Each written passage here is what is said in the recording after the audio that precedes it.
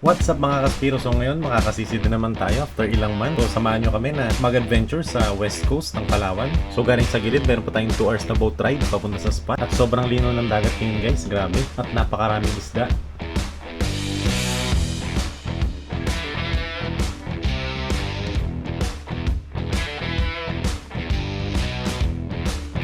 At kung titignan nyo guys, sa mga barakuda na to, parang 1 kilo lang ang isa. Pero 11 kilos ang isa niyan. Mukhang malit na sa tignan kasi sobrang lino ng tubig. At yun nga guys, may nangyari na hindi inaasahan. Nakipaghilan tayo sa malaking pating at sinusubukan ako nitong hirahin pababa. So tara, let's go! Mamana na. What's up mga kaspiro? So after 7 months makakapag-video na naman at upload. Kalating taon na walang upload. Kasama natin yan, si Boss Job, of course si Lurop, at ang ating host si Pastor Paul. Si Joy Adventure na yun. Let's go! So yun, tignan natin, sana makarami tayo. Let's go! Mamana na.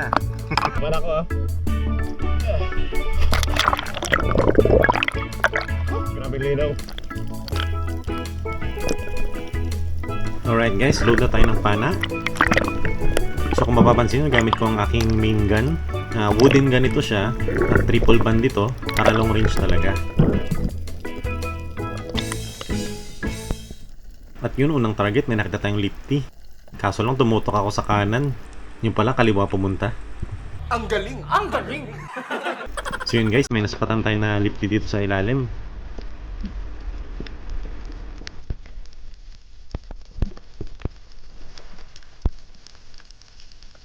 At yun nga, hindi ko na-expect, si Riv pala nandito sa tabi ko, sabay kaming nag-dive. So gamit nito is nasa 120 cm na pana. At tinira niya sa bato. Stone shot talaga. At yun na nga yung problema guys, pag tumitira tayo sa bato, bumabaon yung bala. Stone shot ah. Ha? Ah. So try natin i-recover to.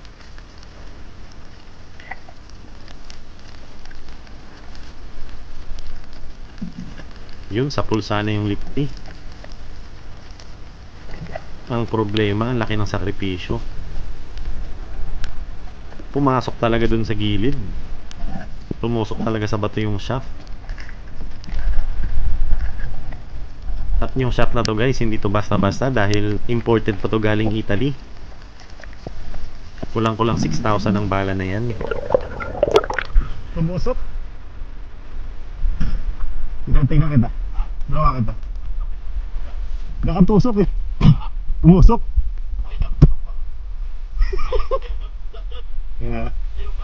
At yun guys, sinasabi ni Reed na siya na daw bahala. Pero yun nga, hindi natin pwedeng iwan yan dahil dito maraming na-aksidente sa pag-recover ng isda. Lalo na yung mga ganyan na nakabara yung bala kasi kailangan mo mag-exert ng effort eh. So nauubos yung oxygen natin sa ilalim ng dagat, which is sobrang delikado. Kaya hindi natin to iniwan. Kaso lang yun nga, nagpa siya na si Reed na iwanan na lang yung bala na to. First shot niya pa naman.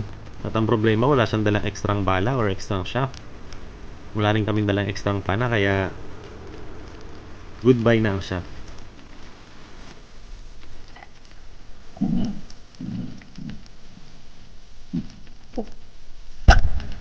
At yun, dispalinghado talaga ako ngayong araw. Ang dami kong mga sayang na isda na tinatamaan naman pero hindi ko makuha. At ito guys, buti na lang may isang ilak tayong tinamaan.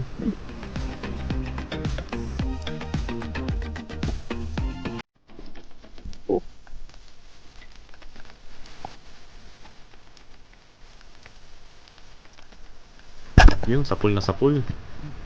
Sa ulo tinamaan. So, hindi kalaki na tong ilak na to pero kinuha na natin kasi kailangan natin ng pang-ulam para may pang-ihaw tayo. Pag masyadong malaking ilak naman, medyo makunat na yan. So, ito yung good size. So, recover na natin.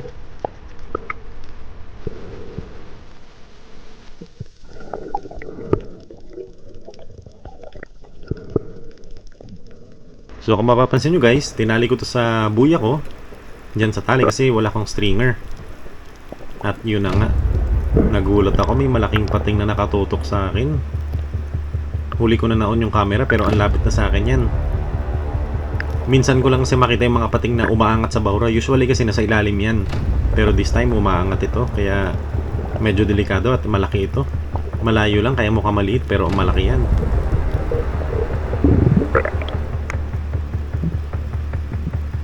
At yun guys, talagang hindi siya umaalis. Kasi gusto ko nang bumalik sa bangka nito para yung isda ko may lagay ko na sa bangka para safe na.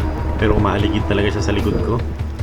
Pero pag humarap naman ako sa kanya, umaalis naman to. So diskarte niyan sa likod talaga eh. Medyo na-attract siya sa dugo ng isda. At yun guys, hinahayaan ko lang siya na lumayo. At diretso na ako ulit sa papuntang bangka. Akala ko nung time na to, umalis na talaga siya kasi hindi ko na siya nakikita. At nagulat na lang ako, biglang hinihila yung buya ko. Huli ko na na-open yung GoPro ko pero grabing hilaan namin dito kasi yun nga, delikado yung sitwasyon na ito. So kung mapapansin nyo, hinihila niya ako papunta sa kantilado, sa malalim.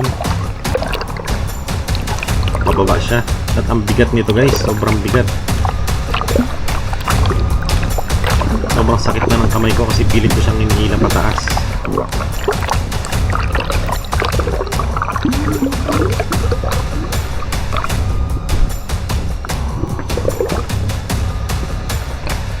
At yun nga, sobrang hilahan namin. Naputol na yung tali. Buti na lang. Kasi mas delikado to guys kung hindi naputol. Baka lumapit pa sa atin ito.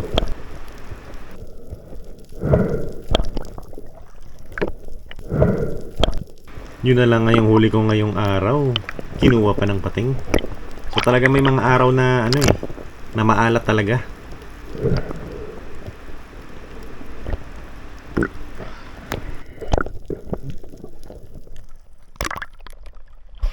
Yun ang awas sinasabi ko. Ay!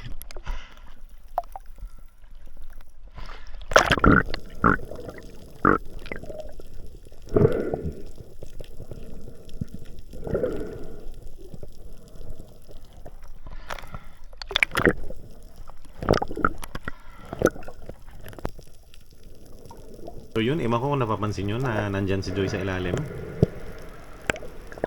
Naka-camouflage. Mukhang maliit lang tingnan kasi sobrang lino ng tubig. Kaya medyo mahirap makita.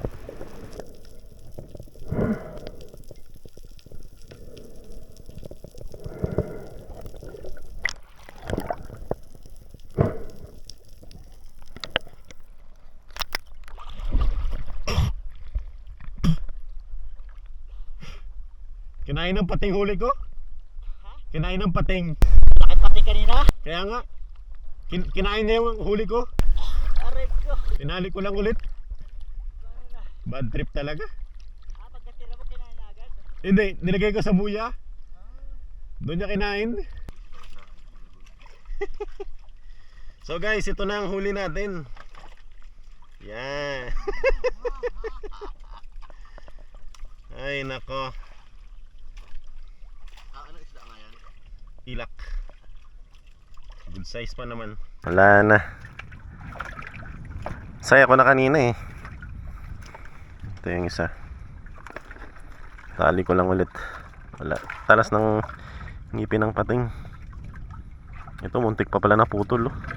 Grabe yung talas ng ngipin.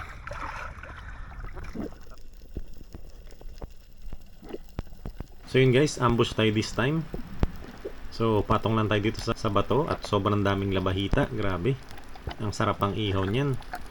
Pero yun nga, yung target natin dito is yung mga malalaki. Pero kung pang ulam, talagang marami kang makukuha dito.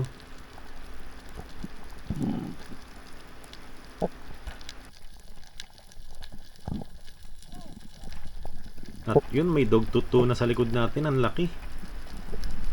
Tinamaan natin, kaso lang hindi nag-engage yung flapper. Maala talaga.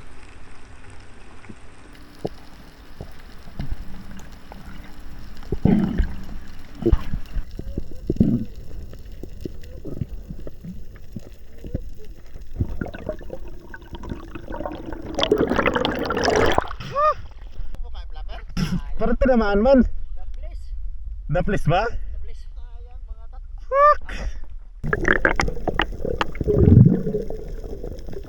At eto guys, may nakita naman tayong target, which is talakitok.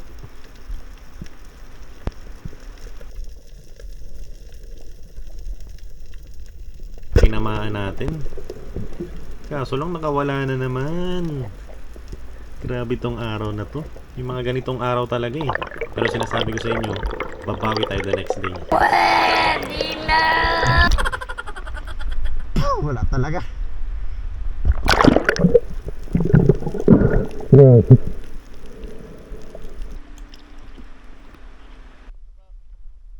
Talakitok, di na naman nagtagos. Tingin ko yung ano ko, mapurol. Yung bala. Oo. So yun guys, wala tayong huli. Kumuha na lang tayo ng shell. Yung ranga-ranga kasi paborito ko ito eh. At medyo nagabang tayo sa isda. Baka sakaling meron na malaki. So sa maliliit, sobrang dami talaga dito. So pabalik na tayo ng bangka nito.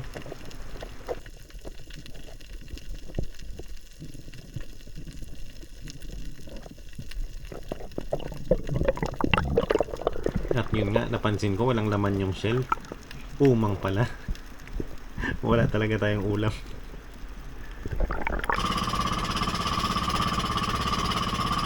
At yun guys, magagabi na. Grabe yung pamamanan natin dito. At kailangan na namin makabalik kasi malayo pa tayo. Nasa 2 hours pa ang biyahe. Dito lang sa labas yan eh. No? Mukhang aabutan tayo ng dilim. At isa pa naging challenge dito, kalmang-kalma nung tanghali. Pero nung hapon nagsubas ko. Yung hangin galing sa bundok pabalik, so kontra sa amin, kaya natagalan kami sa biyahe namin dito. So ang dilim na, pero malayo pa kami. Ang problema dito is pwede kaming maligaw. Aasa lang kami sa mga ilaw sa bayan. At yun nga guys, nangyari na nga. Naligaw kami. Sa ibang part kami ng mainland na punta. At ang gasolina natin medyo alanganin na. So sa mga oras na to guys, medyo kinakabahan na rin ako kasi ang lalaki na ng alon. At inabot na tayo ng pitch black. Talagang wala na tayong makita kundi yung ilaw sa mga bundok na lang ang inaasahan natin. At yun nga, bawi tayo next day. So yun guys, welcome sa ating day 2. Dahil kahapon medyo inalatala tayo. As in, grabe, ang daming nangyari. Na mukhang di natin araw talaga kasi minsan paswertehan din eh. So sana makabawi tayo ngayong araw. At mas maaga tayo ngayon at maganda ang panahon. Yeah. So let's go. Mamana na.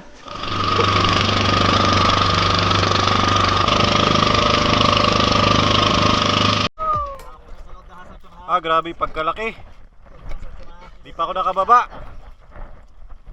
Hihi. Grabe mamaw. Grabe. Bababa pa lang. Tara na. Kailangan niya may takbo. Yun lang, weight belt. Excited yarn. Sobra sa excitement. Thank you, sir.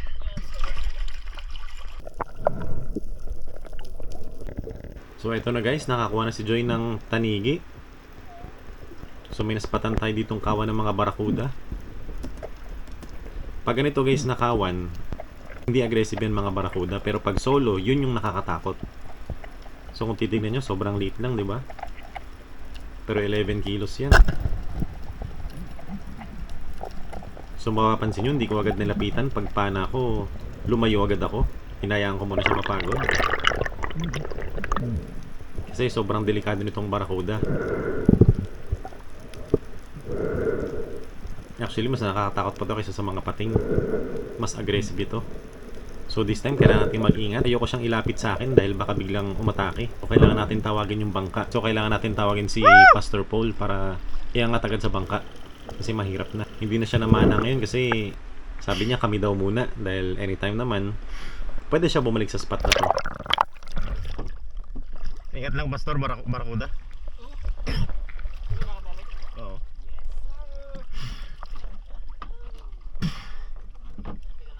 Sige. Kaya nga, ingat. Oh.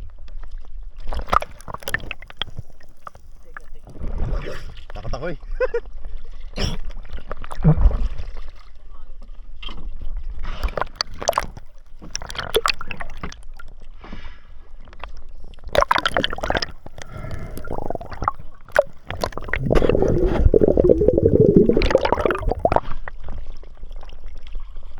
Yun. Thank you.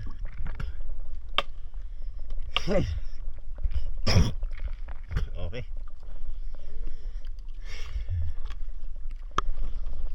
Thank you. Oh, laglag ko na. Ah.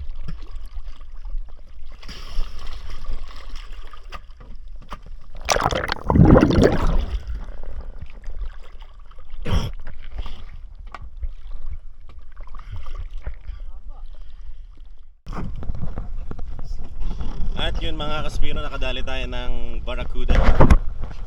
Kawan sila pero yun nga, walang tayo ng isa na maganda-ganda yung size. Bawi rin. May pating dun pero buti hindi bumira. Yun ang inisip ko kanina. Pero malaki din to eh, kaya baka nag-alangan din. Yan! Very good. Thank you rin sa ating host tsaka sweepers kay Pastor Paul. Laking bagay na may sweeper talaga kasi ang hirap na babalik ka pa sa bangka lalo pag may makuha malaking isda. Importante may sweeper. So yun, dagdag pa tayo. Let's go. So yun guys, hindi ako nakagawa ng outro video dahil naiwan ko yung GoPro ko nakabukas tapos nalobat. So nakahuli pa ako ng isa pang mamsa, nasa 8 kilos or yung giant trevally. Pero yun nga, hindi ko na na-videohan, sayang. So yun guys, thanks for watching and see you sa next episode.